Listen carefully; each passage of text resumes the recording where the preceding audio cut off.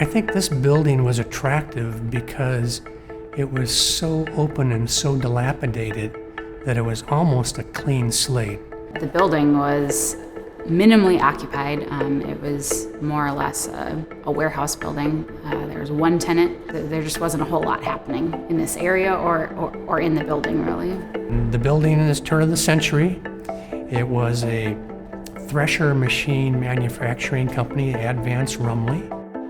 By all accounts, Market One shouldn't exist. You know, it was built in 1901 as a two-story building. It was expanded to 3 stories in 1912, burned to the first story in 1918. And if it had burned 6 months earlier, historians believe the project would have never been rebuilt because it would have been in the midst of World War I. The master plan was really focusing on the Market District, so that's where this building's located. And this building's kind of smack in the middle of a whole bunch of stuff. Right on the north side of the building, there is a planned green belt. There's, a large planned civic park that's supposed to be located to the south. So thinking about views and how we could get our building occupants to be able to maybe enjoy that. I would say the first thing we decided, and we knew we were going to retain, were the big open volumes. It's so rare in any building in Des Moines to be able to get 10,000 square feet of space totally unencumbered by anything. So we took, instead of cutting those spaces up into a bunch of offices, we said everything that can be open should be open, and the spaces that really need to be enclosed, like restrooms, server rooms, conference rooms, let's pull those off of the perimeter wall and let's put those in the core or in an island in the middle of the floor plate. That's where the least amount of daylight is getting to anyway. Let's let the people then occupy that zone between the island and the perimeter wall so they have access to daylight, views, and fresh air.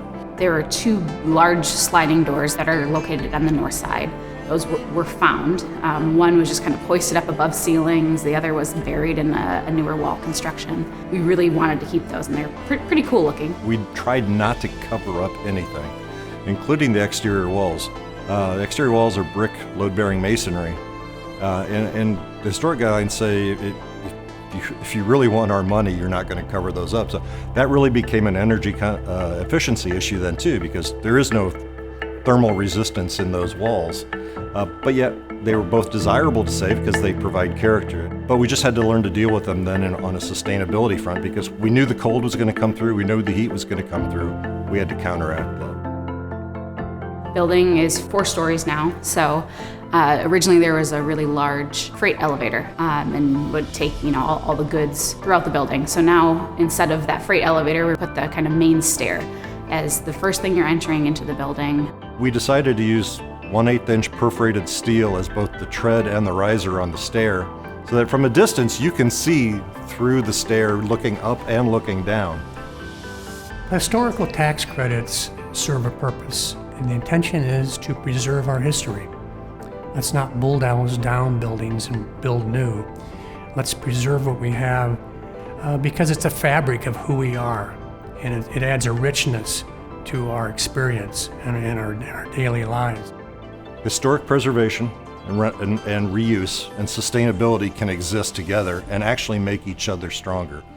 When you don't want to or can't change the character of the building, you take away everything that's been done to the building that's not original.